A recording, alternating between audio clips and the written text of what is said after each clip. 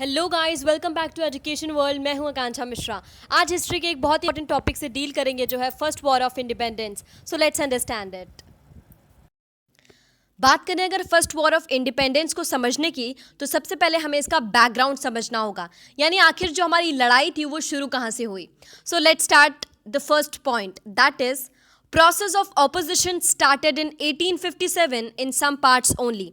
अब इसका मतलब क्या है कि फाइनली जब इंडियंस को रियलाइज हुआ कि ब्रिटिश उनके वेलफेयर के लिए नहीं है, तो एक ग्रेजुअल ऑपोजिशन स्टार्ट हुआ। लेकिन उसकी प्रॉब्लम क्या थी कि वो बहुत ही कम पार्ट्स या फिर कहें इंडिया जैसे बड़े देश के कुछ ही पार्ट्स में हुआ, और ये ऑपोजिशन बहुत बड़ा नहीं था, जिसकी वजह से सभी लोग अवेयर नहीं हो पाए थे, और इतनी बड़ी लड़ाई के लिए जो मास ऑपोजिशन चाहिए था वो नहीं मिल पा रहा था। बात करें अगर हमारे सेकेंड पॉइंट की, जो है rebellions were local, scattered and isolated. अब इसका मतलब क्या है, आइए समझते हैं। सबसे पहले रिबेलियंस का मतलब होता है ऐसे लोग जो गवर्नमेंट के अगेंस्ट हों या फिर उनकी पॉलिसीज़ के साथ एग्री ना कर रहे हों। इसका नेचर क्या था, मतलब लोगों का नेचर क्या था? They were local, scattered and isolated.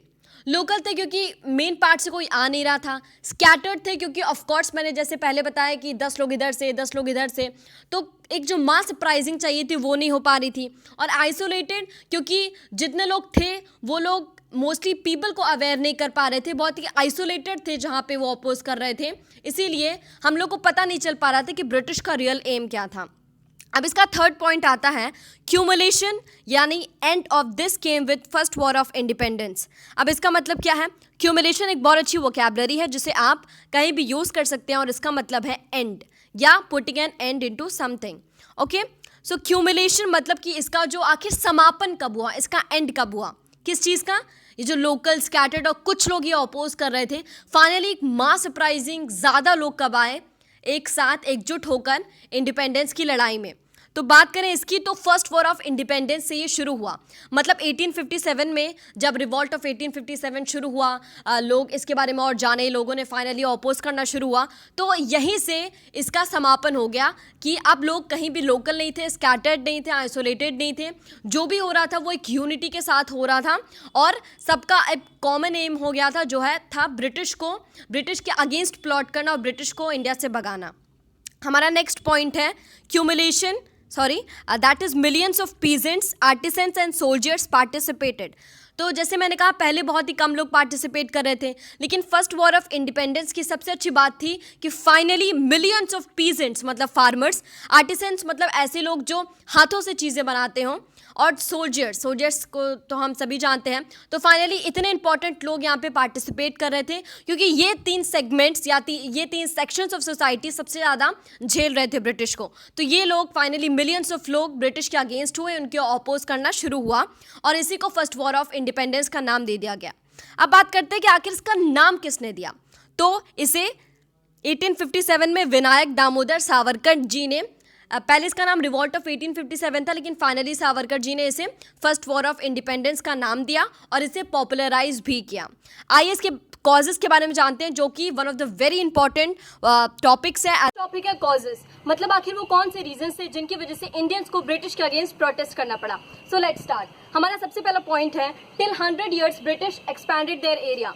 British starting में जब इंडिया में आए थे तो ऑफ कोर्स उनकी उतनी ज़्यादा टेरिटरी नहीं थी, लेकिन 100 साल तक उनका जितना तेजी से एक्सपेंशन हुआ एरिया का वो कहा नहीं जा सकता। और ये पीरियड याद करना बहुत ज़रूरी है, जो है हमारा 1757 से 1857। तो ये 100 साल ब्रिटिश ने बहुत ही रैपिड एक्सपेंशन दिखाया है एरिया के मामले में। अब हमारा सेकेंड टॉपिक है combined effect of all causes affected all segments of society.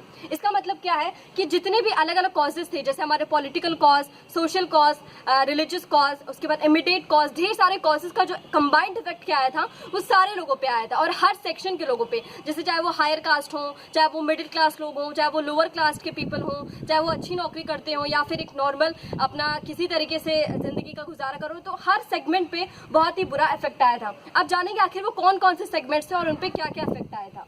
ठीक है, तो पहला जो हमारा सबसे इंपॉर्टेंट क्लास आता है वो है रूलिंग क्लास, मतलब ऐसा क्लास जो रूल कर रहा हो, यानी of course it is Kings.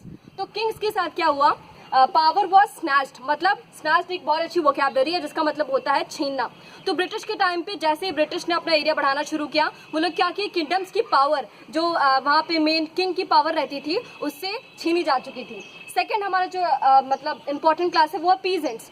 जिसमें पूरे देश का पेट भरता है, यानी जो फार्मर्स थे, पीजेंट्स का मतलब फार्मर्स होता है, तो वो जो सेक्शन था उसके साथ क्या हुआ, उनका जो लैंड था जहाँ पे वो सारे क्रॉप्स को उगाते थे और वहीं से पैसा कमाते थे, अपनी जिंदगी का गुजारा करते थे, उनके साथ क्या हुआ, लैंड वॉज टेकन। अब हमारे थर्ड इंपॉर्टेंट पीपल थे आर्टिसंस। आर्टिसंस उन लोगों को कहते हैं जो हाथ के मतलब अपने हाथ से अलग अलग चीजें बनाते हैं और उसी से अपनी लाइफ का गुजारा करते हैं। तो आर्टिसंस के साथ क्या हुआ, दे लॉस्ट देयर लिवलीहुड। अब यहाँ पे रीजन है कि आखिर क्यों मतलब उनका जो लिवलीहुड था, उनका रोज का काम था, वो क्यों छीना गया।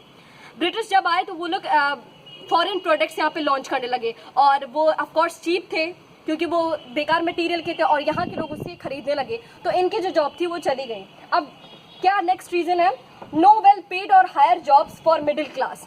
अब पहले क्या रहता था कि आपकी एबिलिटी के हिसाब से आपको जॉब दी जाती थी, आप IAS जैसे एग्जाम क्लियर करते थे, लेकिन ब्रिटिश के आने के बाद किसी भी इंडियन को हायर जॉब नहीं मिल रही थी और अगर थोड़ी बहुत जॉब मिल भी रही थी तो वो अच्छी सैलरी नहीं दे रही थी उन लोगों को, दे वर नॉट वेल पेड, ठीक है।